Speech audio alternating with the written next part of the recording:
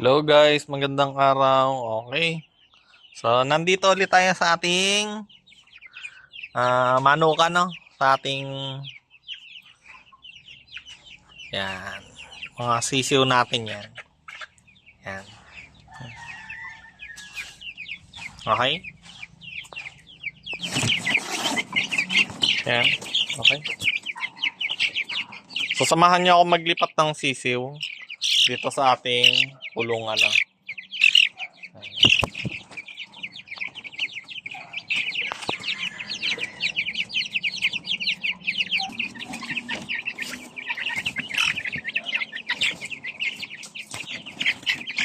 Kulit. Ito yung ating sisiw na ililipat na sa mataas na pwesto. So meron pa tayong mga sisiw dito na mga week old, at saka meron dito sa kabila yung ating day old. Yan. So week old, day old. Tapos ito yung ating incubator, puno pa siya ng itlog, no. Tapos may napisa pa dito, no? Ito ilang oras pa lang to. Nasa 10 hours pa lang to pagkalabas ng So 24 hours natin ilagay na. Tapos may mga nakahilera na malapit na ring lumabas to. Yan. 24 hours na lang to, lalabas na rin to. So yan. Okay, punok pa. Okay, samahan niyo ako guys na ilipat to habang na pinag-uusapan natin kung ang topic natin ngayong araw ay kung ano yung magandang ilagay sa kanilang dumi para hindi bumaho. Okay? So, dalhin na natin to doon sa ating paglalagyan muna na. Okay yan? So, ilalagay na natin ito kasi marami na masyado yung silang mipot sa loob ng isang araw, no? Nagbi-build up na siya ng amoy, no? So, dito natin siya ilalagay sa ating siguro hanggang bewang ang taas, no? Ayan. So, ang pag-uusapan natin ngayong araw ay kung ano ba yung magandang ilagay sa dumi nila para hindi bumaho, no? Yan. So, kung mapapansin nyo, wala tayong nakalagay sa ilalim, no? Ganyan lang. Yan. So, nasubukan ko na guys yung ipa, yung mga yung sa lagari na kahoy, na testing ko na din yon. Effective naman, walang amoy, no? Pero kalaunan, no? Kasi palit ng palit yun eh. Kada siguro 1 week, palitan agad, no? Papalitan agad. Kasi basa na. Tapos may mga uod na din. Kasi nilalangaw din naman siya. Kasi yung ipot ay dumadami na, no? So naitlogan na ng langaw, tapos may uod na, no? Tapos after nun, kukunin mo na, papalitan mo na naman ng bago, maraming sako kada So, ang ginawa ko, hindi ko na tinuloy yun, no? So, nag-isip ako ng bagong paraan kung paano mawawala yung amoy ng kanilang dumi or yung ipot, no? So, ang naisip ko, yan, buhangin lang guys. So, sa buhangin lang, yung buhangin kasi, maganda kasi doon sa buhangin, kasi ang ipot, bumabaho lang naman siya kapag basa, pero kapag tuyo na ang ipot, wala na siyang amoy eh.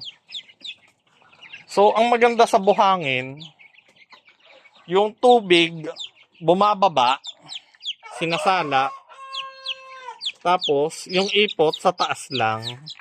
Tapos yun, from there, pwede mo na siyang walis-walisin na lang, no? Tapos ilagay natin bilang pataba. Itapon natin kung saan pwedeng ilagay na pampataba, no? Ayan. So, ang ko kasi, maraming gumagamit ng ipa. Ang problema sa ipa, no? Katagalan, nagkakaroon ng hanip o yung maliliit na insekto. na nakakapagpasakit man sa ating mga alaga, no, na sisiw. Yan. So, kailangan pa nating paliguan ng paliguan. Hindi tulad ng buhangin. Yung buhangin kasi pwedeng gawing sandbat no. Ang pagsasandbat ng manok, yan yung yan, ginagawa natin yan kapag para mabawasan yung hanip. So, instead na lagay nating ipa, so ang pinaka nakalagay sa dumi nila, buhangin na lang. So, tulad niya, no? Wala tayong nilagay na kahit na ano. So, basta nakalagay, buhangin lang. So, yan. Simple lang. Wala kang gagawin. Wawalisan mo lang. Okay na. Kahit hindi mo nawalisan bahala na yung mga nakagala mong mga manok na magwalis para sa'yo. Kakay-kayin nila yan. Kasi may mga nahuhulog na pagkain. Yan, parang pinakatagawalis mo yung mga nakagala mo na manok. Yan. Sa ganito ka batang sisiw, 1 week old, hindi ko pa yan nilalagay sa lupa. So, dyan pa sila sa may screen. Mas okay yan. Tapos, kapag may mga sumingit na ipot-ipot diyan sa kanilang nayayapakan, pag marami na yan, pwede natin yang sprayan ng tubig para malinis lang yung mga ipot, no? Para hindi makapag-build ng ammonia. Kasi pag marami na yung ipot, kasi ito, kung nakakalusot naman ng ayos yung ipot sa baba, okay yan. Hindi mo na kailangang wisik-wisikan ng tubig, no? Ito kasing akin ay nag-i-stack yung ipot, kaya ni-sprayan ko lang yan ng tubig, okay na. Yan. So, ilan tong ating sisiw dito? Laki. Brahma. So, ang lahi pala nitong sisiw ko dito ay, so may hybrid, tapos may pure Brahma, no? Na turkey line. Ayan, dami. Ilan yan? 1, 2, 3, 4, 5, 6 times 2, 12. So, 12 pieces agad na sisiw. Tapos yung kanina, meron pa ako dong 8 plus 3, 11. Tapos yung sa loob pa ng incubator, ang dami pa guys. So, yan. So, kita ba? Yan. Okay? Okay. So, yun guys. Tapos na tayo maglipat, doon tayo sa sa ating isang grower pen. Yan. Ito naman, yan. Nilagyan ko lang yan ng bubong. Pader siya, tapos nilagyan ko ng bubong. Tapos nilagyan ko lang ng mga scratch pen sa loob. Tapos, kasi ito, sementado to Yan Sementado yan Kasi kung semento lang yan, yung kanilang paglalagyan ng ipot, maamoy yan. Babaho yan dyan. Pati sa kapitbahay, baka magreklamo pa, no? So, ang ginawa ko dyan, so, may bubong na. Nilagyan ko ng buhangin. Ayan Nakasemento siya, tas nakabuhangin. Tapos, every week, ini-sprayan ko yan ng tubig para maghiwala yung buhangin at yung dumi. Tapos, lahat ng dumi, aagos papunta doon. Yan.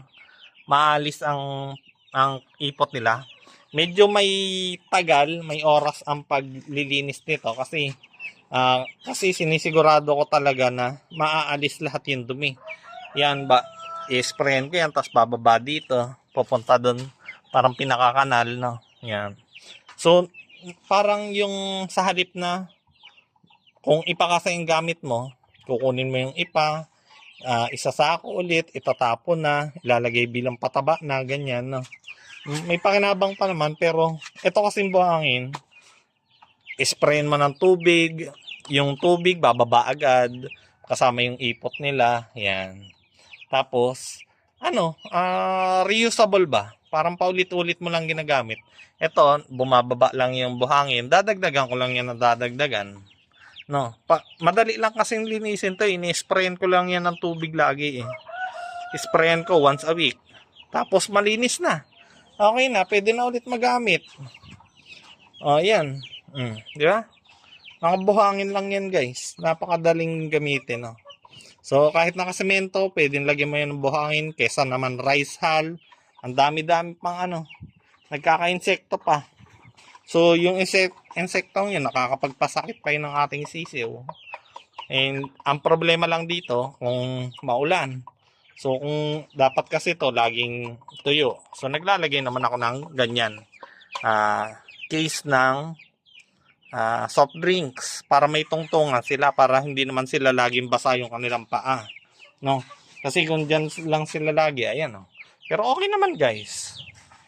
Okay naman kahit medyo basa. Kasi mabilis lang naman matuyo siya eh. No? Ayan. O, diba? Ang ganda. So, yan. Yung mga nahirapan tayong magbenta ngayon ng sisiyo kasi tag-ulan, konti lang may interest na kumuha kapag tag-ulan kasi nga marami nagkakasakit ng sisiyo kasi nilalamig masyado, no? Bumababa masyado yung resistensya nila. Pero kapag season na, yan, may i-release na rin naman natin yan. No? So, yung mga malalaki natin na pwede nang katayin kapag di ba? Kapag lumaki na, pwede na natin katayin lang, no? Pag wala tayong maulam, no? Yan. So, wala ditong lugi guys sa pagmamanuka, no? So, malulugi ka lang dito kung yan, pabaya ka, nagkakasakit ang mga sisiw mo, lagi kang bumibili ng antibiotics, pero pag ganyan namang malalakas, hindi mo naman na kailangang mag-antibiotic, yan. Tutubo ka pa rin naman, no? Kikita ka kung marami kang pasisiw, no? So, dito sa akin, hindi ako masyadong magparami ng pasisiw kasi nga, yung depende ba yan sa market, no? Kung imagine mo na lang, kung araw-araw ako or every week ay may papisa ako na 100 piraso. Tapos wala namang bibili ng week na yun. So maipunan tayo dito ng sisiw. So pag naipunan tayo dito ng sisiw, parami ng parami, mas palaki ng palaki ang gastos, plus mas malaki ang tsansa na magkasakit yung mga sisiw natin. Kasi nga, crowded na. So ilan lang to guys, yung ating mga pasisiw na yan. So nababawasan naman siya every week kasi nga may bumibili din naman kahit pa isa-isang pares lang. Doon sa isang pares na yun, tumutubo naman, nakukuha naman natin yung ating gastos, no? So yan. So kapag may interesado, PM lang kayo, marami naman tayo dyan. Sinasabi ko naman sa inyo kung yung mga qualities, mga characteristics nila, kung sakitin ba sila or hindi, kung malakas ba sila kumain or hindi, masarap ba yung karne nila or hindi, ilan yung posibleng maging timbang nila kapag laki, no? Yan. At saka plus kapag may mga tanong kayo, sinasagot naman natin yan, basta tungkol sa pag-aalaga ng manok. So yun lang muna mga kateknik, pinag-usapan lang talaga natin kung ano yung magandang gawing paraan para walang amoy ang ating manukan. So yun lang muna guys. Bye-bye. Please subscribe to my channel at pa-share na din. Salamat. Bye-bye.